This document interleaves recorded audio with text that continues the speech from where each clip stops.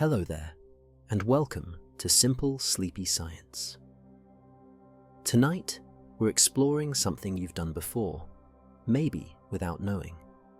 Something that changes your brain in ways we can actually see and measure. Meditation. Not the mystical version wrapped in incense and ancient secrets. The real one.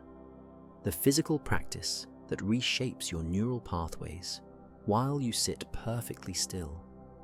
Scientists can watch it happen. They can measure the changes in blood flow, in electrical activity, in the actual structure of your brain. And it starts within minutes. So find a comfortable position. Let your body settle into whatever surface is supporting you right now. This is a place for calm curiosity, a place where science meets wonder.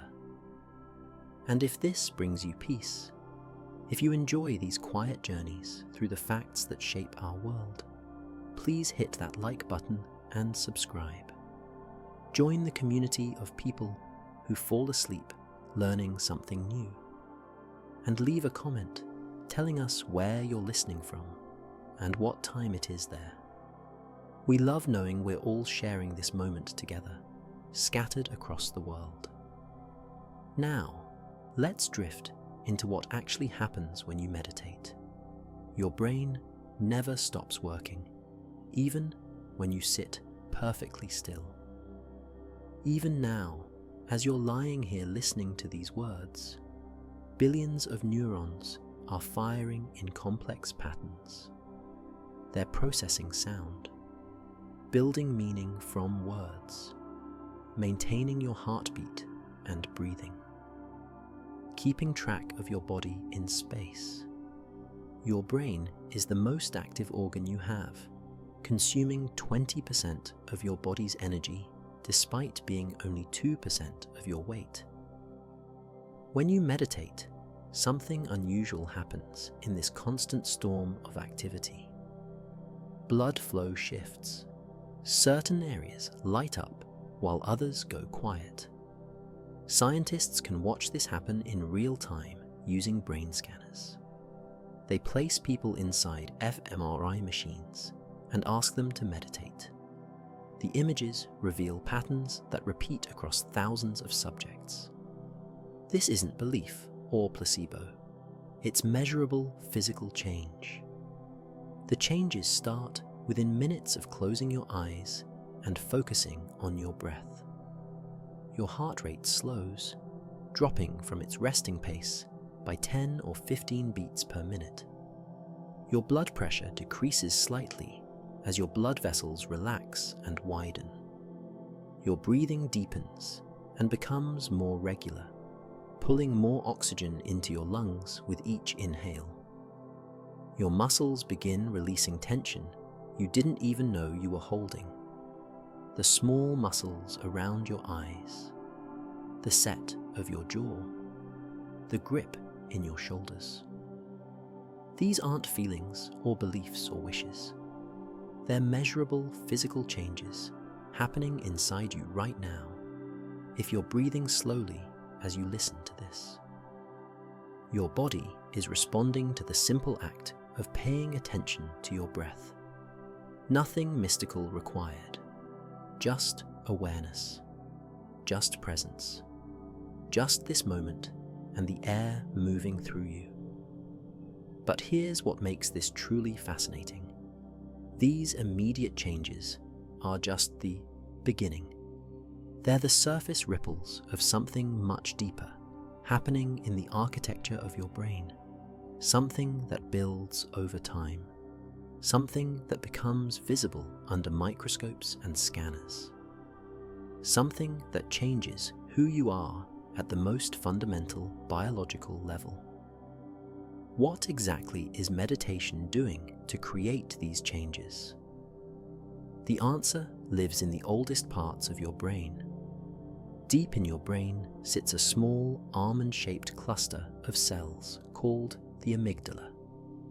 It's about the size of a large grape, and you have two of them, one on each side of your brain. This is your fear center, your alarm system, your ancient guardian that's been keeping humans alive for hundreds of thousands of years. The amygdala's job is simple. Scan for danger. When it detects a threat, it triggers your body's emergency response before your conscious mind even knows what's happening. A car swerves toward you, and you're already jumping back before you've had time to think about it. That's your amygdala at work. It's fast, automatic, and it's kept your ancestors alive long enough to pass their genes down to you. But here's the problem with modern life. Your amygdala can't tell the difference between a real tiger and a scary thought. It responds to work deadlines the same way it responds to physical danger. Traffic jams trigger the same alarm as predators. Money worries activate the same circuits as immediate threats to your survival. Your body floods with stress hormones designed for brief emergencies, but now they're flowing constantly. This constant activation takes a toll. Your heart works harder than it needs to.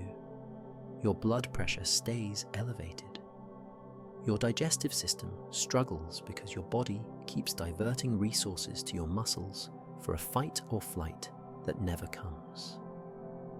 You're running an emergency protocol 24 hours a day for situations that aren't actually emergencies. Meditation teaches your amygdala to calm down, not through force or suppression, but through a simple rewiring of neural pathways. When you meditate, you're practicing not reacting to every thought and sensation that arises. An itch appears, and instead of immediately scratching it, you just notice it. A worry surfaces, and instead of following it down a spiral of anxiety, you observe it and return to your breath. This practice has measurable effects on the amygdala itself. Studies at Harvard Medical School took brain scans of people before and after an 8-week meditation program. The participants meditated for about 30 minutes a day. After 8 weeks, their amygdalas had physically shrunk. The grey matter density decreased. The neurons became less reactive. This isn't a small change. The difference was visible on the scans. The amygdala was still there, still functional, still able to protect them from real danger. But it wasn't screaming quite as loudly at every minor stress. It had learned to distinguish between actual threats and uncomfortable feelings. The participants reported feeling less anxious and more able to handle stress. But more importantly, their brains showed objective physical changes that matched what they were experiencing. The structure had shifted. The alarm system had been recalibrated. Your amygdala is changing right now based on your experiences. Every time you react with fear, you strengthen those pathways. Every time you pause and choose calm, you weaken them slightly. Meditation is just structured practice for choosing calm over and over again until the pathways for calm become stronger than the pathways for panic. While one part of your brain gets quieter and less reactive, another part grows stronger and thicker. The part that helps you make decisions and control your impulses. The part that makes you uniquely human. Your prefrontal cortex is the thinking part of your brain, right behind your forehead. If you press your fingers against your forehead right now, you're touching the skull that protects this remarkable region. This is where you make decisions, control impulses, and stay aware of your thoughts. It's what separates humans from most other animals. It's the part of you that can think about thinking. Brain scans reveal something remarkable about meditators. People who meditate regularly have thicker prefrontal cortexes than people who don't. The difference is visible on the scans, measurable down to fractions of a millimeter. Real physical growth that you could see if you looked inside someone's skull. Scientists at Massachusetts General Hospital compared the brains of meditators and non-meditators. They found that regions of the prefrontal cortex involved in attention and sensory processing were significantly thicker in people who meditated. And here's the interesting part. The longer someone had been meditating, the thicker these regions were. 5 years of practice showed more growth than 2 years. 10 years showed more than 5. You're literally building more brain matter in the areas that help you stay calm and focused. It's like working out at a gym, but for your attention. When you lift weights, your muscles develop tiny tears that heal back stronger. When you meditate, you're creating and strengthening neural connections that make attention easier. Each time you notice your mind wandering and gently bring it back to your breath, you're doing one mental repetition. You're strengthening the pathways between the part of your brain that notices you're distracted and the part that redirects your attention. Do this enough times, and those pathways become highways. Coming back to focus becomes easier, more automatic, more natural. This growth doesn't happen overnight. The studies typically show measurable changes after 8 weeks of daily practice. But the changes are real and they persist. Your brain maintains the extra thickness as long as you maintain the practice. Stop meditating for months and the thickness begins to return to baseline. Start again and it builds back up. What's growing isn't just random brain tissue. It's specifically the regions involved in executive function, planning, impulse control, emotional regulation, the ability to pause before reacting. These are the skills that help you navigate life successfully. They're what stop you from saying something you'll regret when you're angry, what help you choose the healthy meal over the junk food, what allow you to feel a difficult emotion without immediately running from it. Children's prefrontal cortexes aren't fully developed until their mid-20s. That's why teenagers struggle with impulse control and long-term thinking. Their brains literally haven't finished building the hardware for those skills yet. But adults can continue developing these regions through meditation. You can strengthen attention and self-control at any age. The growth is most pronounced in middle-aged and older meditators. As we age, our brains naturally lose grey matter. The cortex thins. But meditators show less age-related thinning in these attention regions. They're not just growing new tissue. They're protecting against the normal decline that comes with aging. Their brains look younger than their chronological age would suggest. This mental training creates ripples that extend far beyond the time you spend sitting still with your eyes closed. Meditation doesn't just help while you're doing it. The changes follow you into your regular life, into moments when you're not thinking about meditation at all. Meditators show increased activity in the insula, a brain region tucked deep inside the folds of your cortex. The insula helps you notice what's happening in your body. It processes signals from your organs, your muscles, your skin. It's your internal monitoring system, constantly reading the state of your physical self. Most people walk around somewhat disconnected from their bodies. They don't notice tension building until it becomes pain. They miss hunger signals until they're ravenous. They ignore tiredness until they're exhausted. The insula is sending signals constantly, but those signals don't always reach conscious awareness. Meditation strengthens the connection between your insular and your conscious mind. You become better at noticing subtle physical sensations. This might not sound important, but it changes everything about how you move through your day. Better emotional awareness is the first gift. Emotions aren't just mental events, they're physical. Anger creates heat in your chest and tension in your jaw. Anxiety lives in your stomach and speeds your heartbeat. Sadness sits heavy in your throat and behind your eyes. When you can feel these physical signatures early, you catch emotions as they're building instead of after they've overwhelmed you. You're in a meeting and you notice your shoulders creeping toward your ears. That's tension. That's the early warning signal of stress or frustration. With that awareness, you have choices.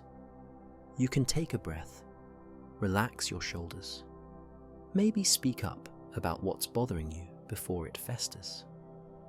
Or maybe you just note it and choose not to react right now. Without that awareness, the tension builds unnoticed until you snap at someone or leave the meeting with a headache you can't explain. The emotion was there either way, but awareness gives you the space to work with it. You catch yourself getting angry before you explode. You notice stress building before it overwhelms you. You feel hunger, tiredness, and tension more clearly. Each of these sensations becomes information instead of something that just happens to you. This awareness extends to impulse control. That urge to check your phone, to eat another cookie, to buy something you don't need. These impulses arrive as physical sensations before they become actions. A restlessness in your hands, a pulling sensation towards the behavior. When you can feel the impulse as a physical sensation, you can watch it arise and pass without acting on it. The space between trigger and response grows wider. Someone cuts you off in traffic. The anger flares. But there's a moment, just a breath, where you feel the anger in your body before you react. In that moment, you can choose, honk and curse, or just let it go. Neither choice is wrong, but now it's a choice, instead of an automatic reaction. You can't control whether stressful things happen. Life will keep presenting challenges and frustrations and disappointments. But you can notice your reaction to them sooner and respond differently. The situation stays the same, but your relationship to it changes. Your brain isn't the only part of you that meditation transforms. The effects reach into every system of your body, into the very mechanics of how you stay alive. When you meditate, your body activates something called the parasympathetic nervous system. This is your rest and digest mode, the opposite of fight or flight. It's the state your body wants to be in most of the time, but rarely gets to fully enter in modern life. Your nervous system has two main modes. Sympathetic is the gas pedal. It speeds everything up for action and survival. Parasympathetic is the brake. It slows everything down for healing and maintenance. Most people spend their days riding the gas pedal with their foot barely touching the brake. During meditation, the brake engages fully. Your heart rate slows by 10 to 20 beats per minute. If your resting heart rate is normally 70 beats per minute, it might drop to 50 or 60 while you meditate. That's your heart working less, resting more, even while you're awake. Your breathing deepens and becomes more regular. Instead of shallow chest breathing that barely fills your lungs, your diaphragm drops and pulls air deep into the bottom of your lungs, where gas exchange is most efficient. You're getting more oxygen with less effort. Your muscles release tension you didn't know you were holding. The small muscles around your eyes relax. Your jaw unclenches. Your shoulders drop away from your ears. Your hands unfold. This isn't something you force. It happens automatically when your nervous system shifts into parasympathetic mode. Blood vessels relax and widen throughout your body. This is called vasodilation. Wider vessels mean lower blood pressure. Your heart doesn't have to work as hard to push blood through your system. The effect is temporary during meditation, but regular practice creates lasting changes. People who meditate consistently have lower baseline blood pressure than people who don't. Your digestive system finally gets the resources to function properly. Digestion requires significant energy and blood flow, but your body shuts it down during stress to divert resources to your muscles and brain. When you're chronically stressed, your digestion suffers.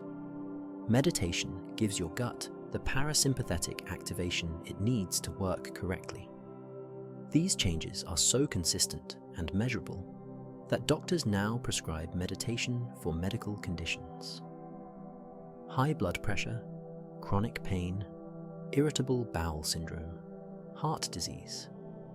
These aren't vague wellness recommendations. They're evidence-based medical interventions, supported by hundreds of studies. A research review published in the Journal of the American Heart Association found that meditation can lower blood pressure by up to 5 to 10 points. That's comparable to many blood pressure medications, achieved through nothing but sitting still and breathing. For chronic pain patients, meditation doesn't eliminate the pain, but it reduces pain-related distress and decreases reliance on pain medications. Studies show reductions of 30 to 40% in pain intensity ratings after 8 weeks of meditation practice. Your body already knows how to heal itself. It knows how to regulate blood pressure, reduce inflammation, repair damaged tissue, and fight off infections. But it can only do these things when it's in parasympathetic mode, when it feels safe enough to stop running from tigers and start maintaining the systems that keep you alive long term. Meditation is just a way of telling your body it's safe to heal. You're not forcing anything to happen. You're removing the obstacles that prevent your natural healing mechanisms from doing their work. One of the most powerful effects happens in a system you can't feel directly, but that controls almost everything about how you respond to life. Your hypothalamic pituitary adrenal axis sounds complicated, but it's simple. This is your stress hormone system. 3 parts of your body working together like a chain reaction. Your hypothalamus in your brain detects stress. It signals your pituitary gland. Your pituitary releases hormones that travel through your bloodstream to your adrenal glands sitting on top of your kidneys. Your adrenals then flood your body with cortisol and adrenaline. This system is brilliant for short-term emergencies.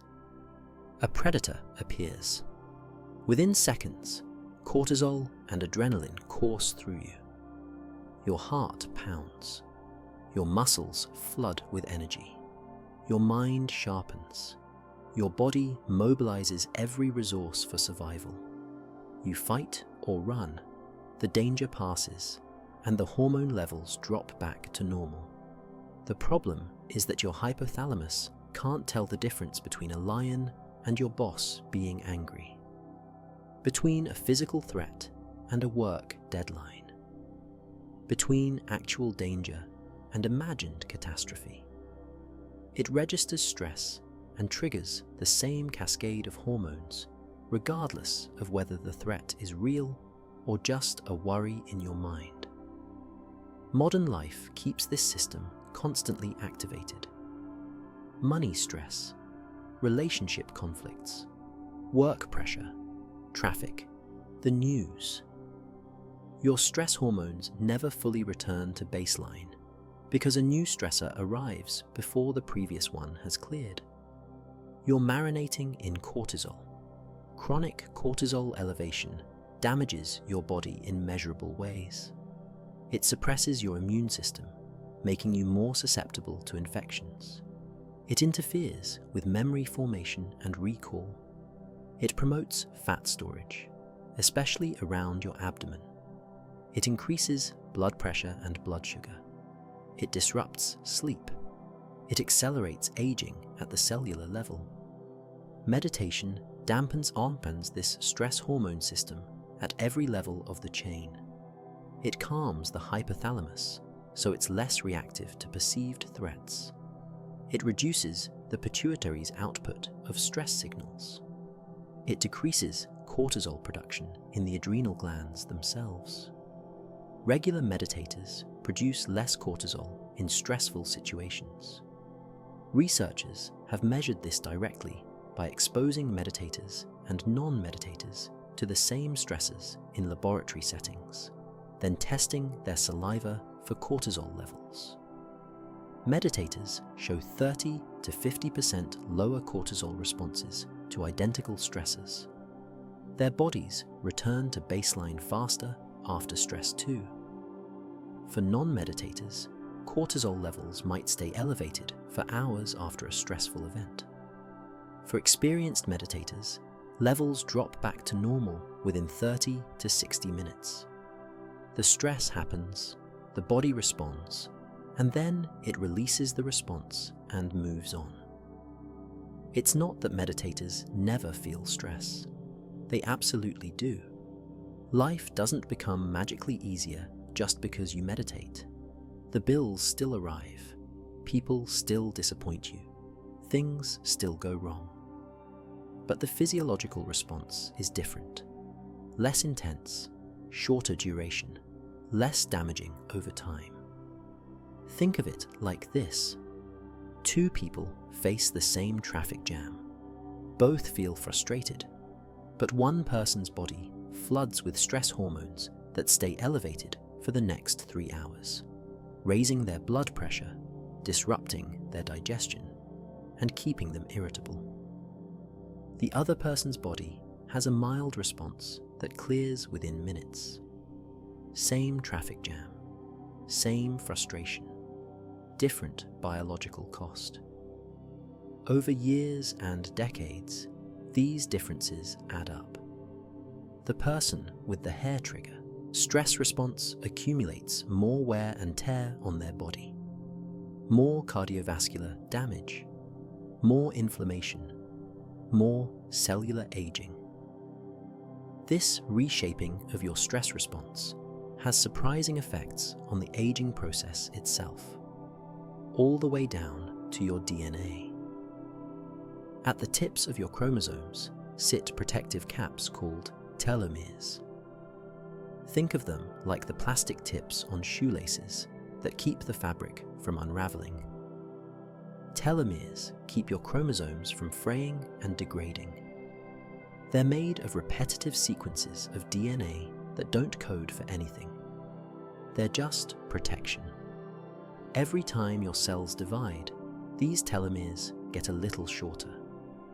Your cells need to divide constantly to replace worn-out tissue.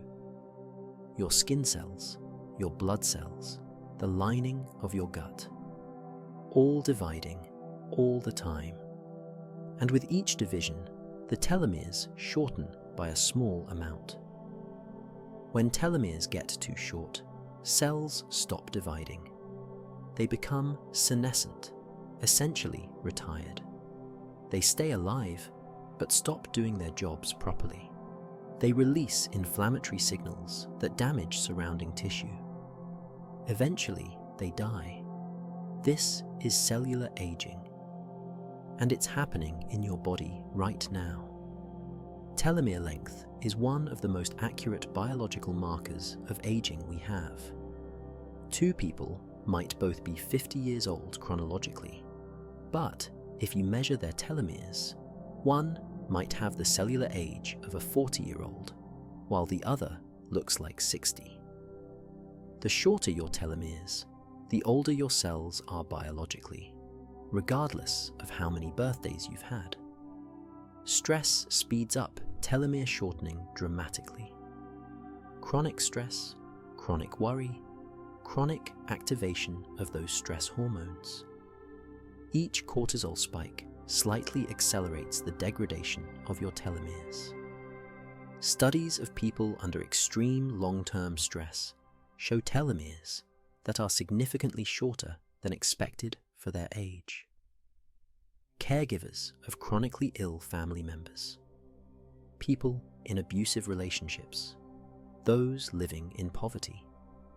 Their cells age faster than their years. But meditation slows it down. Multiple studies have found that meditators have longer telomeres than non-meditators of the same chronological age. The differences are statistically significant and consistent across different populations and meditation styles. One study at the University of California examined telomere length in people attending a 3-month meditation retreat. After 3 months of intensive practice, their telomeres were measurably longer. Not just maintained, actually longer. The enzyme telomerase, which rebuilds telomeres, had increased by 30% in the meditation group. Another study compared long-term meditators with matched controls who had never meditated. The meditators had telomeres equivalent to people 5 to 10 years younger. They were aging more slowly at the cellular level, as measured by one of the most reliable biomarkers we have. You can't see this in the mirror. You won't notice your telomeres getting longer or shorter. But it's happening inside every one of the 37 trillion cells in your body. The cumulative effect of meditation, protecting your chromosomes, division after division, year after year. This doesn't mean meditators live forever. Telomeres still shorten. Cells still age. Death still comes. But the rate of decline slows. The biological clock ticks a bit more slowly. Time passes at the same speed, but the damage accumulates less quickly. The mechanism seems straightforward. Meditation reduces stress hormones. Lower stress hormones mean less oxidative damage to cells. Less damage means slower telomere shortening. Slower shortening means cells can divide more times before reaching their limit. More divisions mean tissues can repair themselves better and longer. While your cells stay biologically younger, something else shifts too. The emotional landscape of your inner world begins to transform. Certain types of meditation specifically activate regions linked to empathy and compassion. The temporoparietal junction and the anterior insula. These areas help you understand other people's emotions and perspectives. They light up when you see someone in pain or when you try to imagine what someone else is feeling. In loving kindness meditation, you practice directing feelings of warmth and goodwill toward yourself and others. You might silently repeat phrases like, "May you be happy, may you be healthy, may you be safe." It sounds simple, almost too simple to do anything. But brain scans show dramatic activation in these empathy circuits during the practice. Researchers at the University of Wisconsin studied Tibetan monks who had spent tens of thousands of hours practicing compassion meditation. When these monks meditated on compassion, while inside brain scanners, their empathy networks showed activity levels far beyond anything seen in control subjects. The signals were so strong, they were initially thought to be equipment errors. But you don't need to be a monk to see changes. Studies of beginners show measurable increases in empathy-related brain activity after just 8 weeks of practice. 30 minutes a day of loving-kindness meditation was enough to create visible changes in how the brain processes other people's emotions. Meditators score higher on standardized empathy tests. They're better at reading facial expressions and identifying emotions in others. They report feeling more connected to people in general, even strangers. In behavioral experiments, meditators are more likely to help someone in need, more likely to give to charity, more generous with their time. One study had people meditate for 8 weeks, then put them in a waiting room with actors. One actor was on crutches and in obvious discomfort. Most non-meditators stayed seated, but 50% of the meditators immediately offered their chair to the person in pain. The control group only showed this behavior 15% of the time. This isn't about becoming softer or weaker. It's about expanding your capacity to care while still maintaining boundaries. You become more aware of suffering, both yours and others, without being overwhelmed by it. You can acknowledge someone's pain without absorbing it as your own. Empathy, without boundaries, leads to burnout. You feel everyone's problems so intensely that you shut down to protect yourself.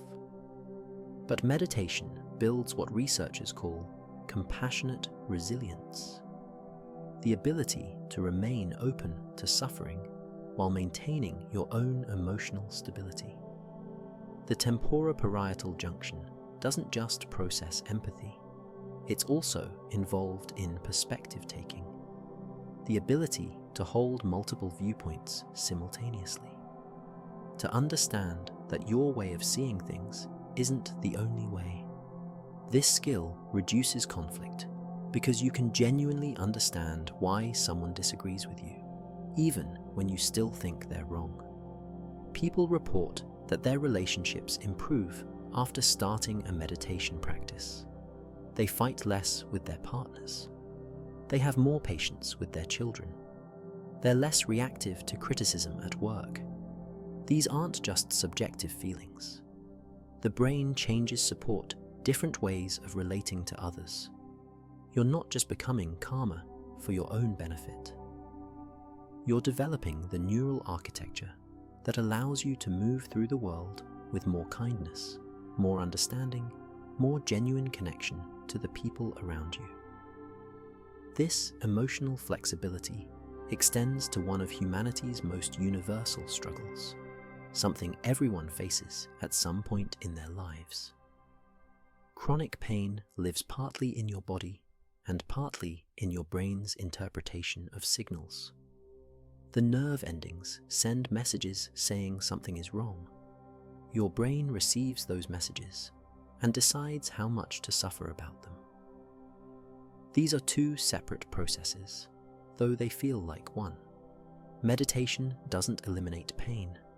The nerve signals still fire. The damaged tissue is still damaged, but the relationship to pain changes in a way that seems impossible until you experience it yourself. Brain scans show that meditators experience pain sensations just as strongly as non-meditators. Apply the same heat to their skin, and the sensory cortex lights up the same way. The raw sensation registers equally. But here's what's different. The emotional processing centers stay quieter. The anterior cingulate cortex and the amygdala show less activation. They feel the pain but suffer less from it. the sensation and the suffering separate. Pain becomes just sensation, intense and unpleasant, but not catastrophic. Not the end of the world, just something happening in your body right now. This might sound like denial or dissociation, but it's neither. Meditators aren't ignoring their pain or pretending it doesn't exist. They're experiencing it fully, but without the layer of emotional reactivity that usually accompanies it, without the thoughts that make it worse. The why is this happening to me?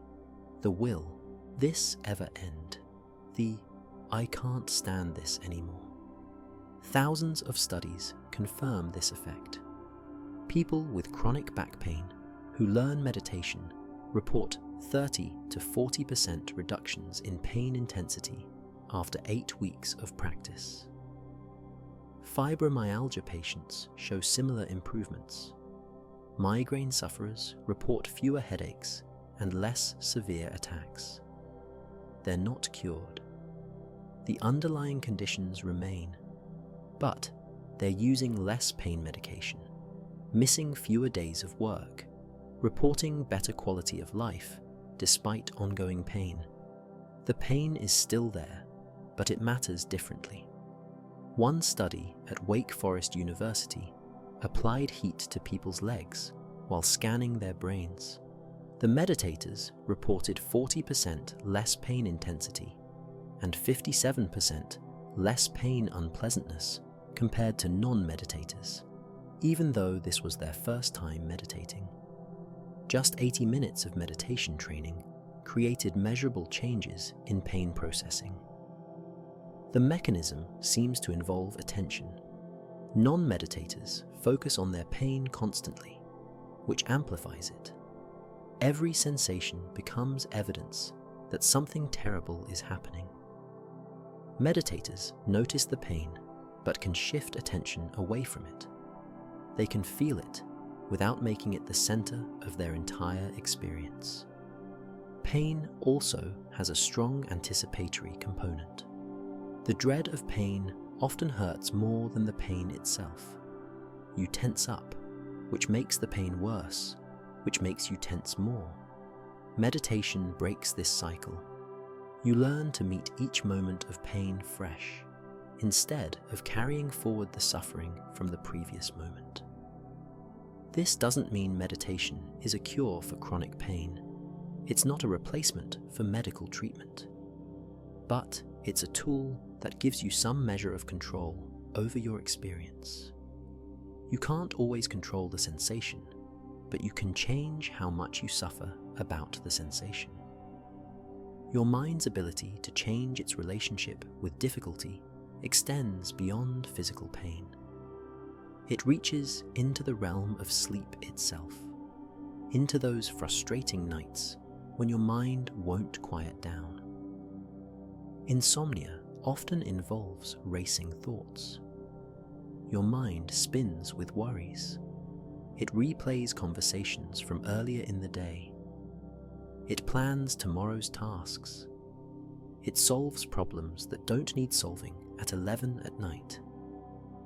Your body is tired, but your mind won't stop. And the more you try to force it quiet, the louder it gets. Meditation trains you to notice thoughts without following them. A thought arises. You observe it. You don't engage with it or push it away. You just watch it appear and then watch it fade. Like clouds crossing the sky. They come, they pass, and you remain the sky. This skill transfers directly to falling asleep. When your mind starts racing at bedtime, you can observe the thoughts without engaging them. You don't have to solve every problem before sleep comes. You don't have to finish every mental conversation. The thoughts can be there, present in your awareness, but you don't have to feed them attention. Studies show that people who meditate fall asleep faster than non-meditators. On average, about 15 minutes faster. That might not sound like much, but if you're lying awake for an hour every night, cutting that time by a quarter makes a real difference. Meditators also wake up less during the night. Their sleep is more consolidated, with fewer interruptions. When they do wake up, they fall back asleep more quickly because they have the skill of not engaging with racing thoughts. They notice they're awake, notice the thoughts that woke them, and can let those thoughts be without following them into full wakefulness. Their sleep quality improves, even though they're sleeping the same number of hours. Sleep isn't just about duration, it's about depth, about cycling properly through the stages, about spending enough time in deep sleep and REM sleep. Meditation seems to improve sleep architecture, the pattern of how you move through these stages.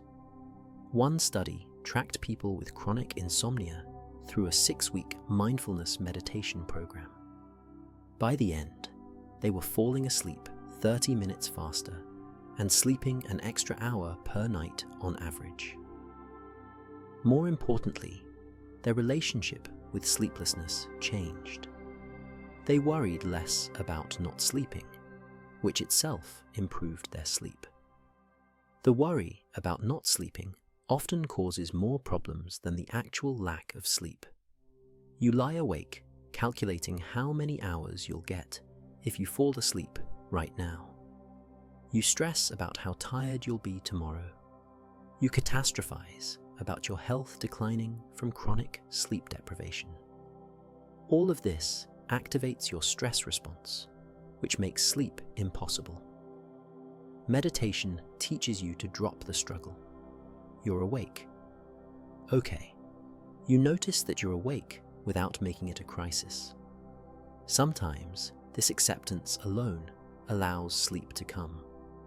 Other times you stay awake, but without the layer of suffering that usually accompanies insomnia. The practice creates a paradox.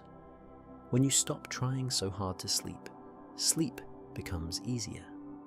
When you can be okay with being awake, you're more likely to fall asleep.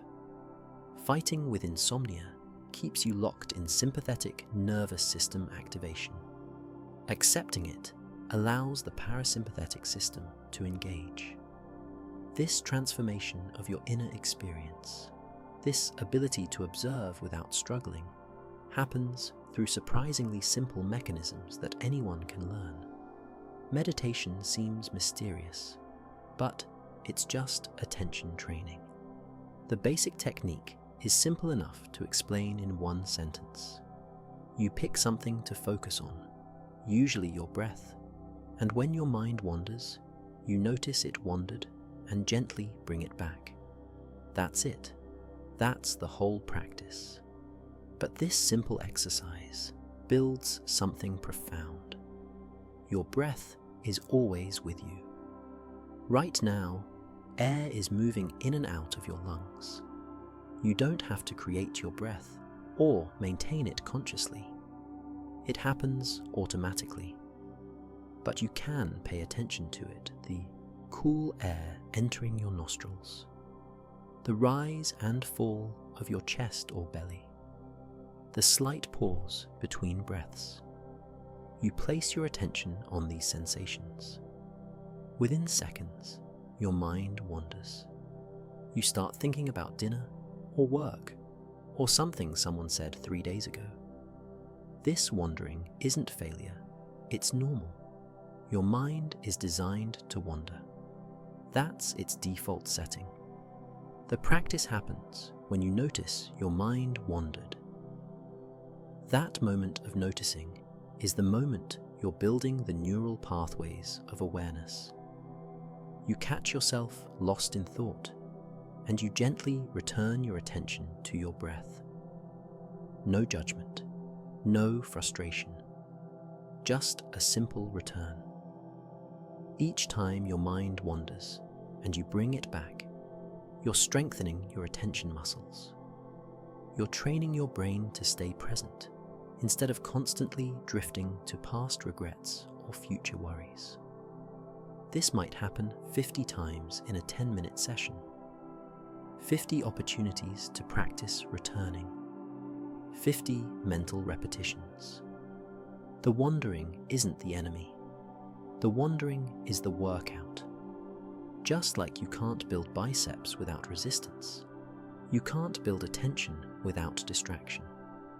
Every time you notice you've wandered and come back, you're getting stronger. This ability to focus applies everywhere in your life.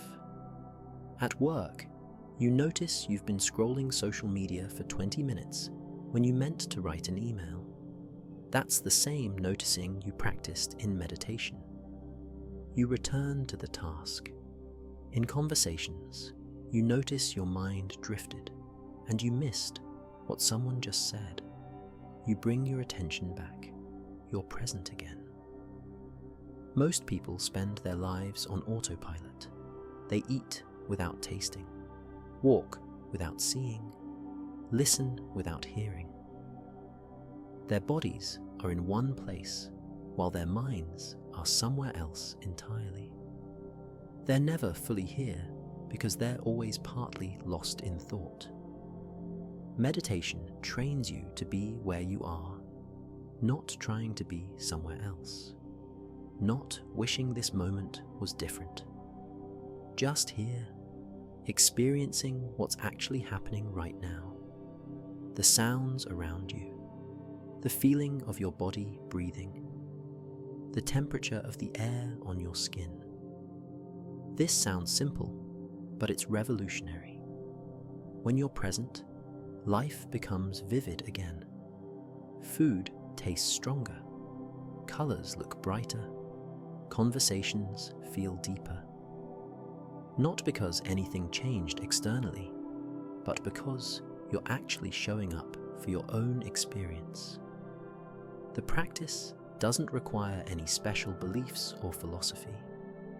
You don't have to believe in anything beyond what you can directly verify. Your attention either rests on your breath or it doesn't. Your mind either wandered or it didn't. These are simple, observable facts.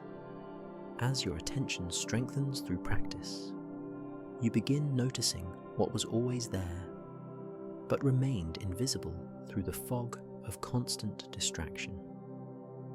Meditation doesn't create special spiritual experiences.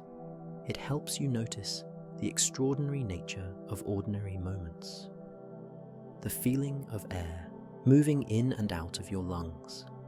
The weight of your body against whatever surface is supporting you right now. The sounds around you, traffic, wind, the hum of electronics, someone breathing nearby. These things are always happening. Your lungs have been breathing since the moment you were born. Sounds have been reaching your ears constantly, but you're usually too distracted to notice them. Your attention is somewhere else, lost in thoughts about the past or future, and the present moment passes by unnoticed. Meditation is like wiping a dusty window. The view was always there, but you couldn't see it clearly. Suddenly, you notice details that were invisible before, not because they weren't there, but because you weren't looking. You've probably eaten thousands of meals in your life. How many do you actually remember? Most of the time, you're eating while doing something else, watching something, reading, talking, planning. Your body consumes food, but you barely taste it. You finish a meal and realize you don't remember eating it. When you eat with full attention, food becomes different. You notice the texture, the temperature, the way flavors change as you chew. Sweet notes that appear first, then fade. Bitter undertones that emerge later. The complexity that was always there, but that you rushed past in your hurry to finish and move on to the next thing. A simple cup of tea becomes a small miracle. Not because tea is magical, but because you're actually present to experience it. The warmth of the cup in your hands, the steam rising, the smell before the first sip, the heat and flavor on your tongue. These are ordinary sensations made extraordinary through attention. This might not sound exciting if you're chasing peak experiences and transcendent states. Meditation can produce those too sometimes, but they're not the point. The point is becoming present for your actual life as it's happening, not the highlight reel version you imagine life should be. Most people are waiting for life to get interesting, waiting for the big promotion, the perfect relationship, the dream vacation. Meanwhile, their actual life is passing by unnoticed because they're focused on some imagined future that never quite arrives. Meditation breaks this pattern. You stop needing life to be more interesting or different than it is. Each moment becomes enough because you're actually present for it, not judging it, not comparing it to how you wish it was. Just experiencing what's here. This doesn't mean you stop wanting things or working toward goals.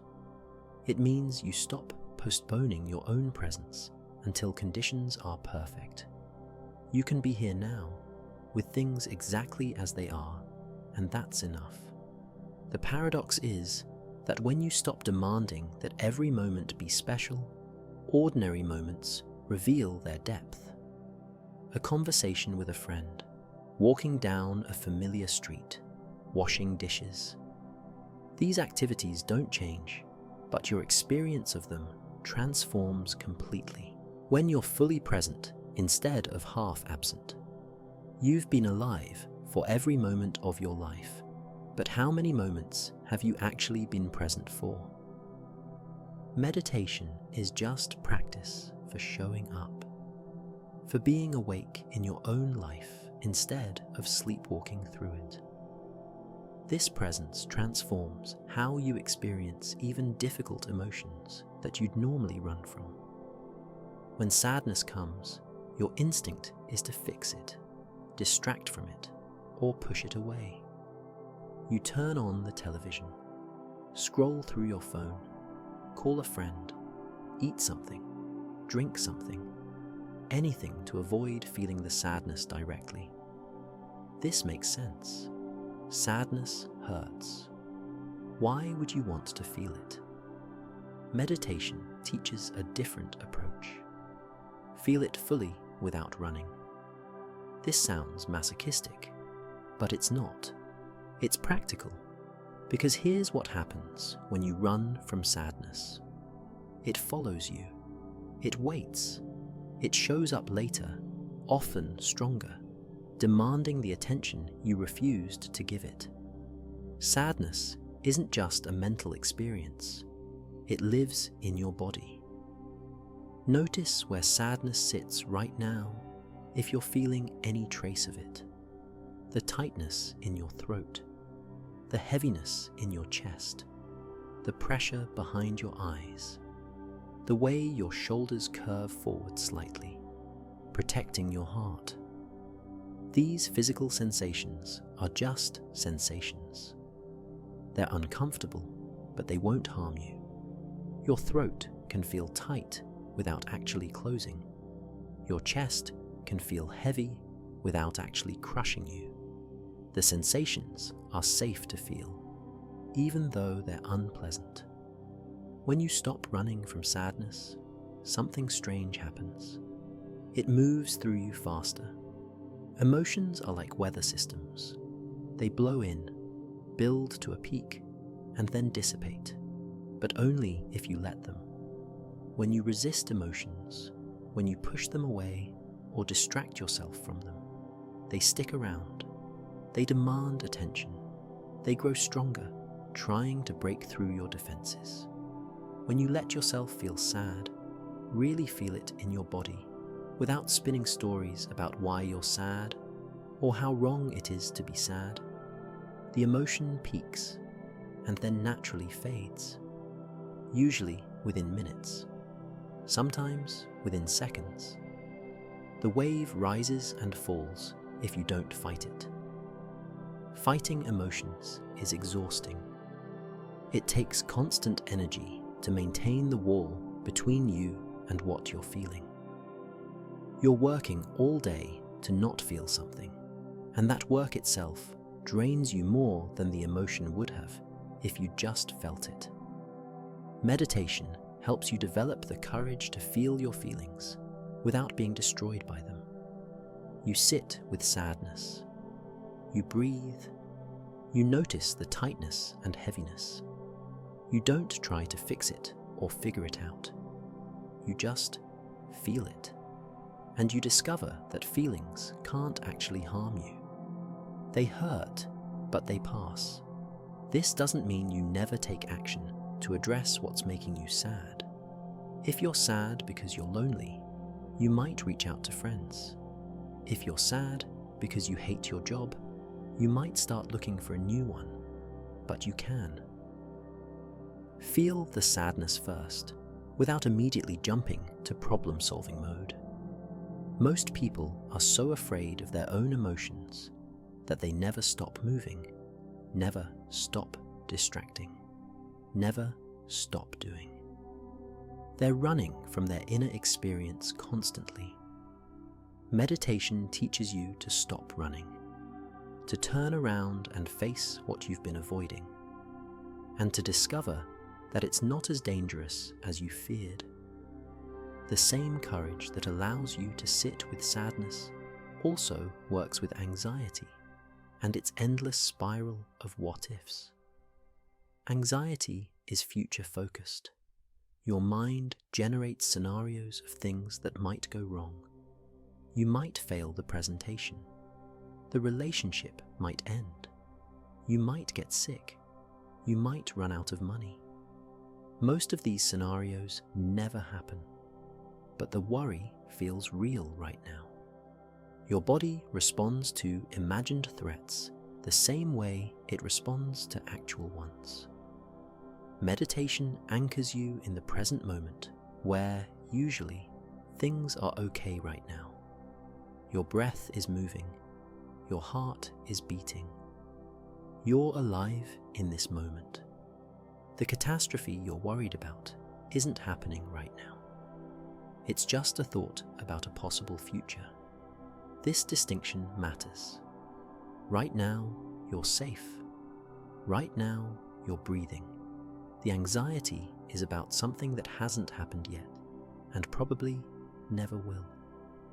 When you can separate the present moment from your thoughts about the future, anxiety loses some of its grip. Anxious thoughts arise during meditation, just like any other thoughts. What if I'm doing this wrong? What if this doesn't work? What if I'm wasting my time? The practice is the same. Notice the thought without believing it. Watch it appear. Watch it fade. Don't engage. Thoughts aren't facts. They're just electrical patterns in your brain. Your mind produces thousands of thoughts every day. Most are repetitive. Many are negative. And very few are worth taking seriously. You don't have to believe every thought that crosses your mind. Anxiety often comes with a compelling narrative. It feels like important information, like your mind is warning you about something real. But anxiety's job is to catastrophize. It's designed to see threats everywhere. It's your ancient alarm system misfiring in modern life.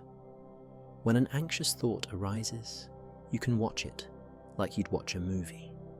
There's the thought about the presentation going badly. There's the thought about being humiliated. There's the thought about losing your job. You're not suppressing these thoughts. You're just not getting pulled into the story they're telling. The thoughts keep coming.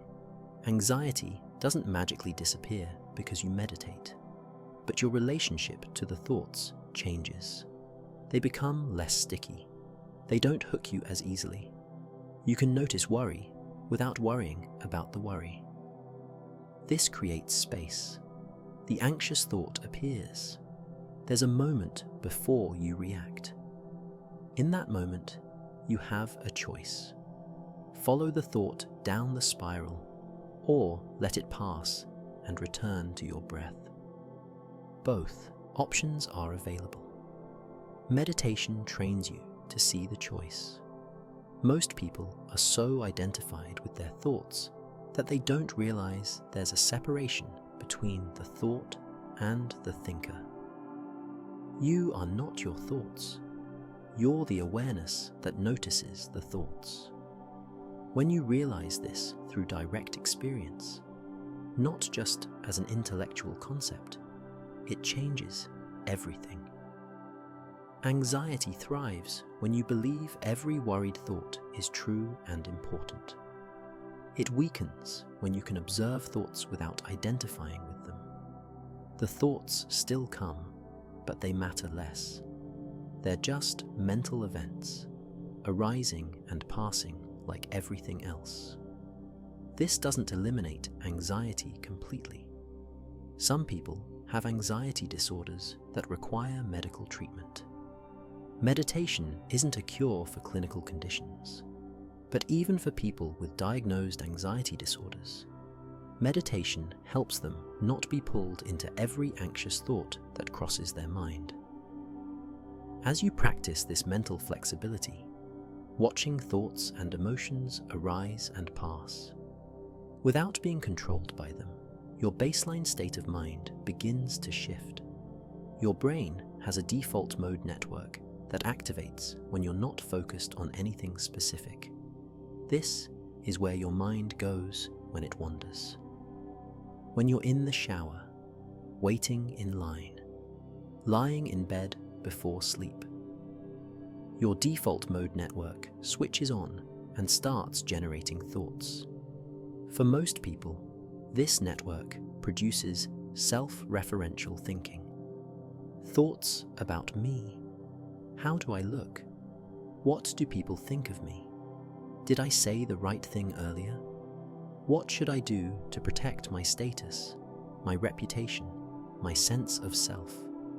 The default mode is constantly narrating your life story with you as the main character. This might sound normal, but it's exhausting. You're the protagonist in an endless internal drama where every interaction matters, every criticism stings, every success or failure reflects on your worth as a person. Your sense of self becomes this fragile thing that needs constant protection and maintenance. Brain scans show that meditation quiets the default mode network. The regions involved, the medial prefrontal cortex and posterior cingulate cortex, show less activity during and even after meditation. Meditators spend less time lost in self-focused thinking. The internal narrator gets quieter. This creates a baseline feeling of contentment that doesn't depend on external circumstances. When you're not constantly worried about yourself, about how you're doing in the competition of life, there's space for a simple sense of okayness. Not ecstasy, not peak happiness, just a quiet contentment. You become less caught up in the story of me and my problems. This sounds like it would feel bad, like losing your identity, but it actually feels like freedom. The constant self-concern is a weight you didn't realize you were carrying. When it lightens, you feel lighter. Life keeps happening, problems still arise, but you're less convinced that you're the center of the universe. Your problems feel less cosmic, less like evidence of fundamental wrongness in yourself or the world, more like temporary difficulties that will pass, like everything else passes. Studies show that meditators score lower on measures of self-referential thinking and higher on measures of general well-being. These two findings are connected. less self-obsession equals more contentment. Not because your life circumstances improved, but because you're not making everything about you anymore. This doesn't mean you stop caring about yourself or become a doormat. It means your self-concern becomes less anxious, less desperate, less all-consuming. You can take care of yourself without constantly monitoring how you're doing compared to everyone else. The default mode network isn't bad. It's necessary for planning, reflecting, and maintaining your sense of continuity over time. But most people's default mode is overactive, running constantly, turning every moment into material for the story of self. Meditation dials it down. You still have a self. You still have preferences and goals. But the self becomes less solid, less fragile, less needy. You can hold your identity more lightly. You're less defensive when criticized, because criticism doesn't feel like an attack on your core being. You're less inflated by praise, because you're not desperately seeking validation. This freedom from self-obsession opens you to the present moment's richness. When you're not constantly thinking about yourself, you can actually notice what's happening around you. When your mind isn't constantly narrating and judging, your senses come alive. Colors look more vivid. Food tastes stronger. Music moves you more deeply. This isn't because the world changed. Your ability to perceive it changed. Most of the time, you're so lost in thought that you're barely present for your actual sensory experience. You look at a tree, but you're thinking about work. You hear birds, but you're planning dinner. The sensory information reaches your brain, but you're not really receiving it. Your attention is elsewhere. Meditation breaks this trance. You drop into direct experience, unfiltered by constant mental commentary. You see the tree, just the tree, the shape of its branches, the way light filters through the leaves, the texture of bark. You're not thinking about the tree or naming the tree or remembering other trees. You're just seeing it. This sounds simple, but it's radical. You spend most of your life experiencing the world through a filter of concepts and judgments. Pretty, ugly, good, bad, interesting, boring. These labels come so fast, you don't realize they're not the actual experience. They're thoughts about the experience. When the labeling quiets, you perceive more directly. A sunset isn't beautiful or cliché. It's just waves of color shifting across the sky. This moment's combination of light and atmosphere that will never happen exactly this way again. You're not judging it, you're witnessing it. Food becomes an entirely different experience. You place something in your mouth and actually taste it. The first burst of flavor, the way it changes as you chew, the texture, the temperature, sweetness that fades, bitterness that emerges, salt that lingers. You're tasting food for maybe the first time in years, really tasting it instead of just consuming it while your mind is somewhere else. Music stops being background noise. You hear individual instruments, the space between notes, the way different sounds layer and interact. A song you've heard 100 times reveals depths you never noticed because you were never really listening. Touch becomes more vivid. The feeling of water on your skin when you wash your hands, the texture of fabric against your body, the temperature of the air. These sensations are always present, but meditation helps you notice them. This heightened perception isn't about having better senses. Your eyes and ears and tongue work the same way they always did. It's about attention, about actually being present for the information your senses are constantly providing. A simple cup of tea becomes a small miracle. The warmth spreading through the ceramic into your hands. The steam rising with its complex aroma. The first sip burning slightly on your tongue. The way the flavor develops. Tea hasn't changed. You have. You're actually here to experience it. This doesn't mean every moment becomes some transcendent experience. Most moments are still ordinary. But ordinariness reveals its depth when you're present for it. A walk around the block, a conversation, washing dishes. These activities contain infinite detail and texture when you're paying attention. You've been surrounded by richness your entire life, but experiencing it through a fog of distraction. Meditation clears the fog, not permanently, but in moments. And those moments of clarity show you what's possible when you're actually awake in your own life. As your awareness expands, you start noticing something deeper. The way everything connects to everything else. Sitting quietly, you start noticing how connected everything is. Not as a philosophical idea, but as direct experience.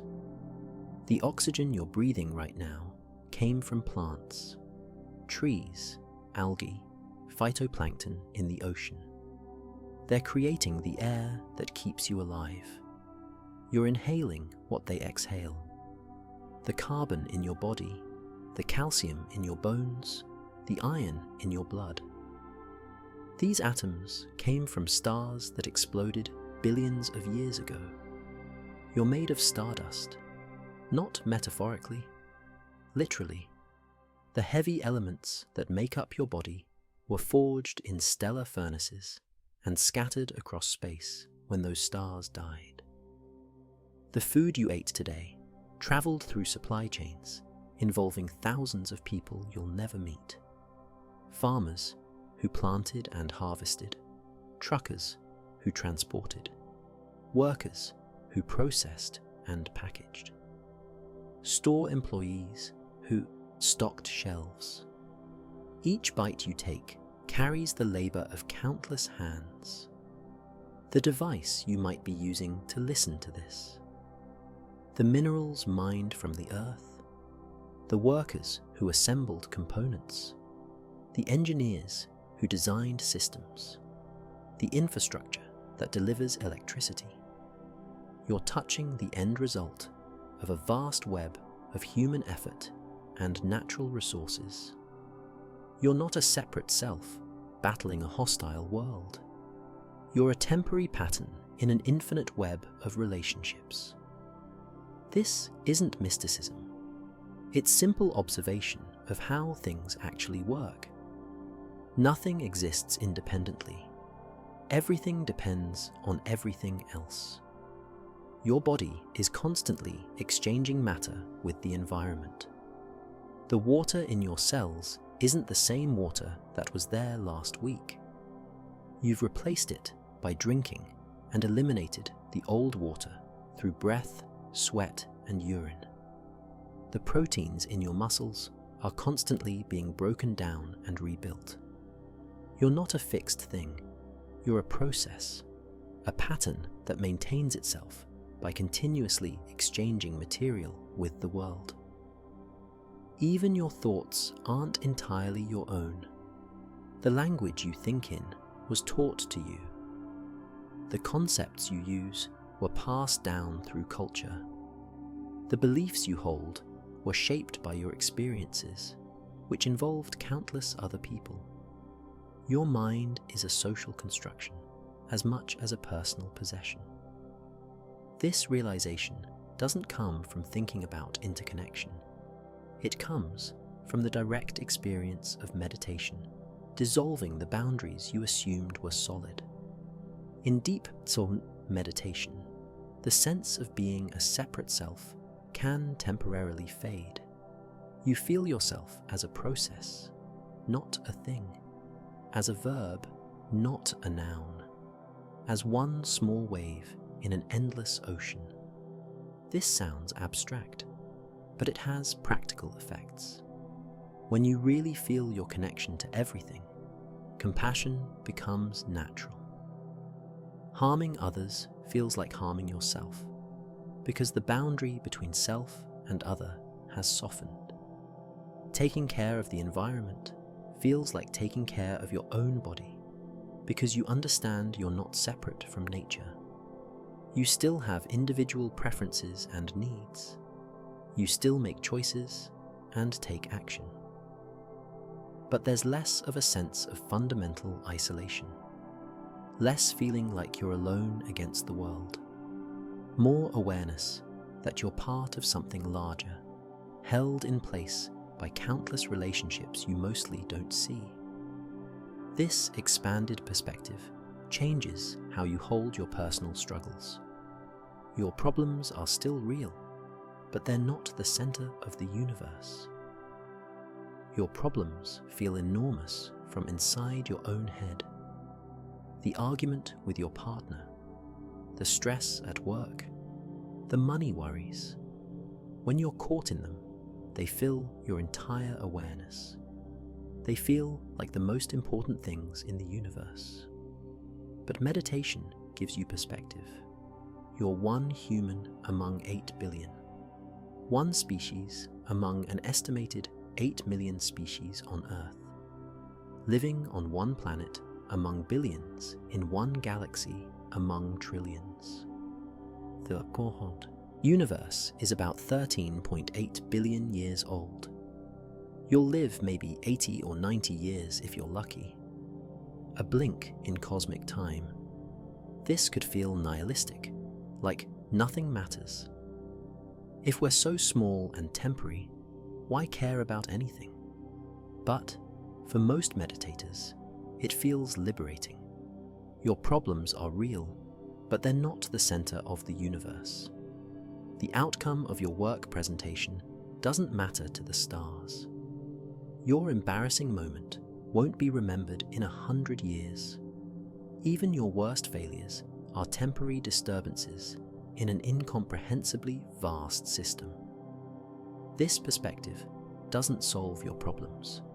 You still need to deal with the argument, the work stress, the money situation, but it changes how seriously you take them. You can hold your difficulties more lightly. They're real, but not ultimate. Significant to you, but not cosmically important. Scale provides relief. When anxiety tells you that this problem will destroy everything, you can remember that you're a brief arrangement of atoms on a small planet spinning through space. This problem, whatever it is even more temporary and smaller than you are. It will pass because everything passes. 1,000 years ago, people were having the exact same worries you're having now. Relationship troubles, work stress, money problems, health concerns. All those people and all their urgent problems are gone now. In 1,000 years, you and your problems will be equally forgotten. This isn't depressing. It's freeing. You can care about your life without being crushed by every setback. You can work toward your goals without making your entire sense of worth depend on achieving them. You can experience pain and disappointment without believing they mean something fundamental about you or the universe. Meditation shows you that you're both significant and insignificant simultaneously. Significant because you're here, alive, conscious, able to experience this moment. Your experience matters. your suffering is real and insignificant because the universe doesn't revolve around you. Your drama isn't the only drama. Your story isn't the only story. This dual awareness creates a kind of light-hearted seriousness. You take your responsibilities seriously, but yourself less seriously. You care about outcomes, but you're not destroyed when things don't go your way. You try hard, but you can also let go. People often resist this perspective. They want their problems to matter completely. They want their suffering to be seen as important. And it is important to you right now, but it's also small in the larger context. Both things are true. Meditation doesn't force this perspective on you. It emerges naturally from sitting quietly and watching your thoughts and emotions arise and pass. You see how temporary everything is, how quickly the urgent becomes irrelevant, how the crisis of yesterday is forgotten today. With this lighter relationship to difficulty comes a different kind of strength, not the strength of forcing and controlling, but something more flexible. In meditation, you're not trying to force your mind to be quiet or make yourself feel peaceful. You're practicing gentle noticing. Your mind wanders, and you kindly bring it back. An itch arises, and you observe it without immediately scratching. Sadness appears, and you make space for it. No aggression, no violence toward your own experience. This gentleness is actually strength. It takes more courage to feel your feelings than to push them away. More discipline to stay present than to distract yourself. More power to accept reality than to fight it constantly. Most people think strength means tension, gritting your teeth and pushing through, forcing yourself to do things, fighting against what is. But this kind of strength is brittle. It works for a while, then it breaks. You burn out, you collapse. You can't maintain that level of tension forever. Meditation reveals a different kind of strength. The strength of bamboo that bends in the wind but doesn't break. The strength of water that flows around obstacles rather than smashing through them.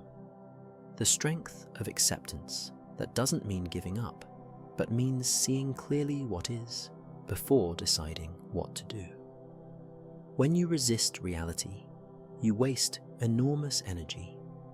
You're fighting what's already true. The situation is already this way. Resistance doesn't change it. It just adds suffering on top of the situation itself. Pain plus resistance equals suffering. Pain alone is more bearable than pain, plus the fight against pain.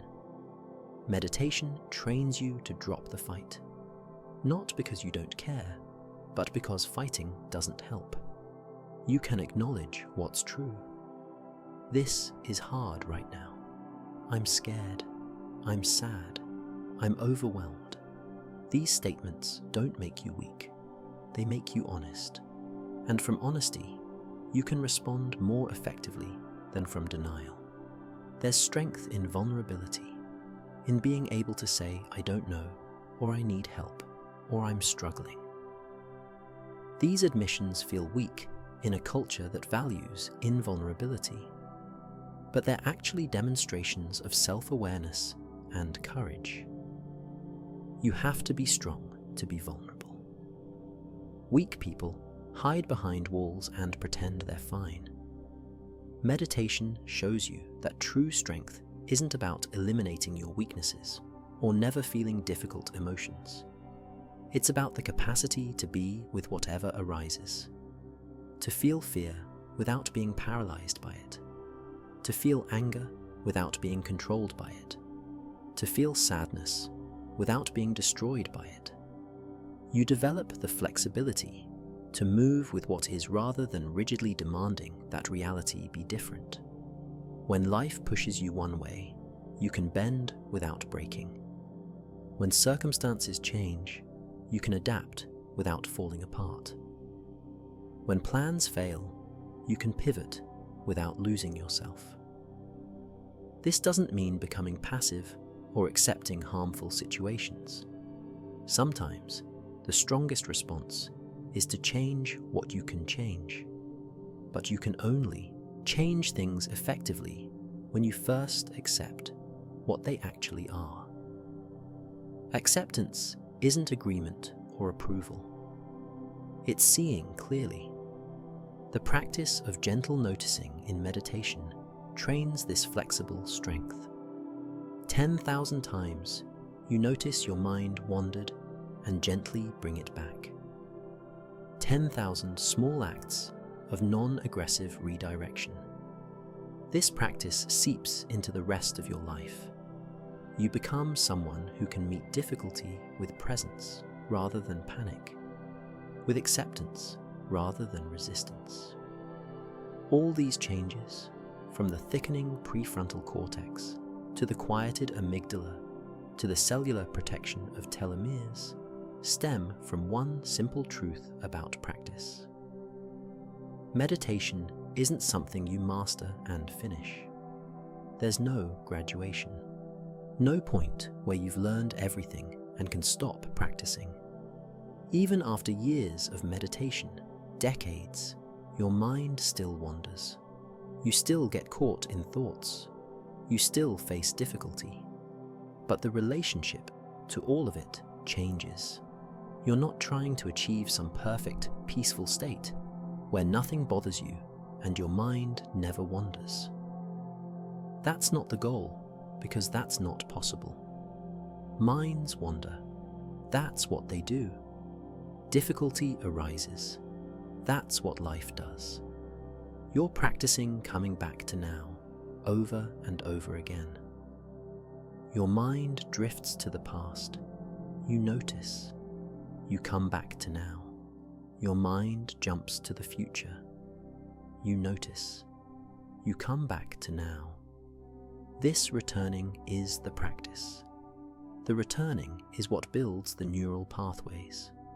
The returning is what strengthens attention and presence. This practice mirrors life itself. You never arrive at a permanent state of happiness or peace. Life keeps moving, presenting new challenges, new changes, new difficulties. But meditation teaches you to meet each moment fresh, without carrying the weight of every past moment with you. The practice is the point. The returning is the destination. You're not practicing to get somewhere else. You're practicing to be here more fully, to show up for your own life as it's actually happening, instead of being lost in thoughts about how it should be different. Right now, wherever you are, whatever time it is, you're breathing. That's all that's required. You don't need special equipment or perfect circumstances or a quiet room. You just need to notice that you're breathing. Feel one breath. That's meditation. That simple. That available. Always. The breath you're taking right now is the only breath that matters, not the breaths you took yesterday or will take tomorrow. This one. This moment. This experience of being alive.